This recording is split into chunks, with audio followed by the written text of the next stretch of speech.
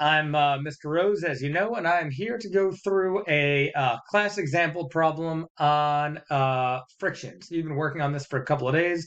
You have on Google Classroom, you've already seen it. Well, you should have already seen it because to see this video, you're looking at Google Classroom. That's a little better. You looked at Google Classroom to access the video. So I'm going to go through again the class example and the suggestion to solve all these problems. Now, I gave you on the worksheet, I'm looking at it, scaffolding, in other words, things that you should do to solve the problem. Those things include drawing a free body diagram, calculating the magnitude, that just means the size, of the weight of the block, otherwise known as the force of gravity, identifying the normal force. Remember, we know that the normal force and the force of gravity should be the same. Um, the coefficient of kinetic friction, in other words, is that something we need to know? Is it moving or not moving? That's a better way to say that. If it is kinetic friction or static friction, being able to calculate all of our stuff like the net force, identifying is the block moving, is the block not moving, and then if the block is moving, is it accelerating? F net equals ma. That is a big overview. Now let's dive into this question. All right, so just to save a little bit of time, I have my little crate here. I said that it's 50 kilograms. I'm not sure if you can see that so well. And then I gave what was given, the coefficient of static friction, that was the sticky factor, mu s, 0.25, and there's a 300 Newton applied force. Now, again, I'm going to go through this scaffolded problem, exactly how I suggested solve it. So the first thing I'm doing is drawing a free body diagram. So I know I gave an applied force.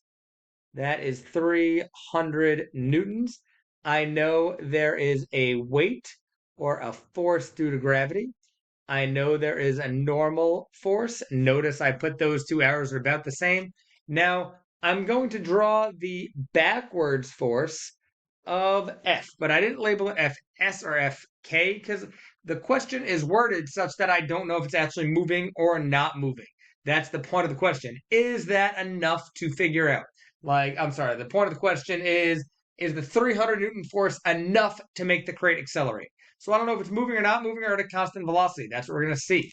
So part A, my scaffolding was draw a free body diagram. The next part, calculate the weight. So I have that labeled B. The weight of the block is mass times gravity.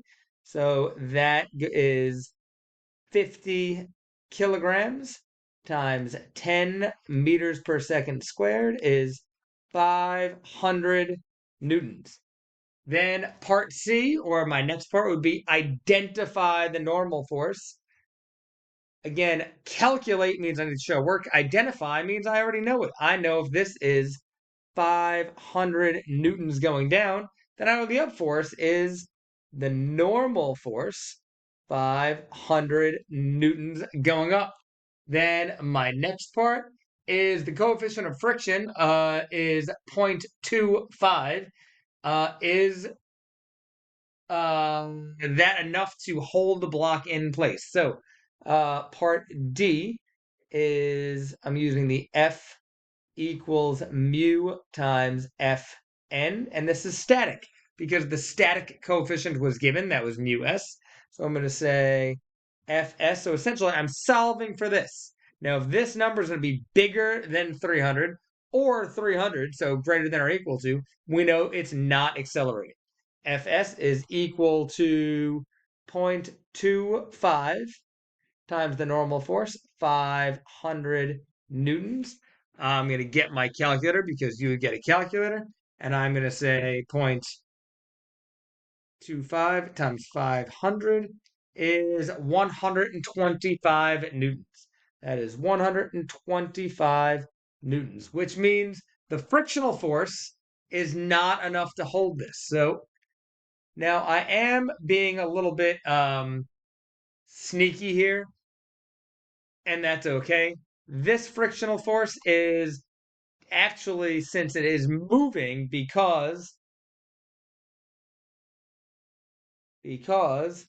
F is less than the applied force. In other words, 300 newtons that we're pushing is bigger than 125 newtons that friction is holding it.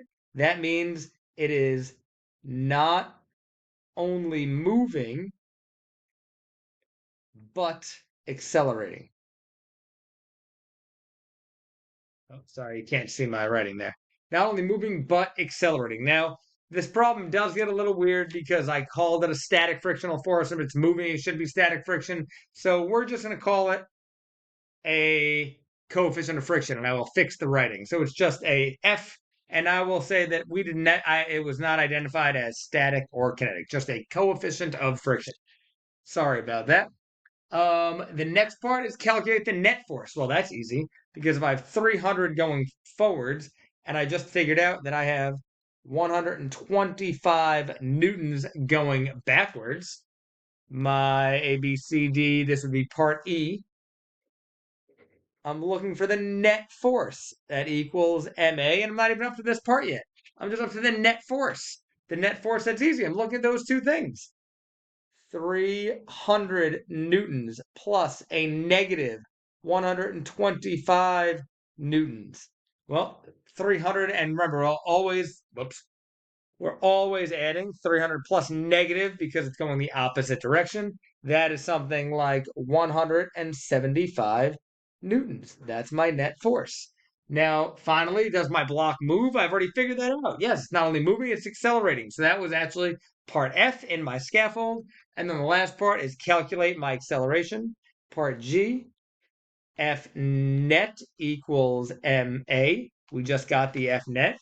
175 newtons equals 50 kilograms times A. Divide both sides by my 50 kilograms. That goes away. My acceleration, 175 divided by 50 is 3.5 meters per second squared. 3.5 meters per second squared. So hopefully this video will help. These problems that I'm leaving now are only 4 comprehensive questions. I'm going to ask you again to do them on a separate sheet of paper. Ready? Wait, I'm going to go flip. I'm upside down. Flip. Don't fall down. Yes, there we go. I'm going to ask you again to do them on a separate sheet of paper. Nice and pretty. I'll get in. I know you're excited. I know you're excited. Uh, get all this work done. I will collect a whole bunch of stuff on Monday, give people credit for it. Don't waste your time. If you have any questions, by all means, send me an email. I'm excited to be back. I'm excited to see y'all on Monday. Hope you have a good weekend and enjoy.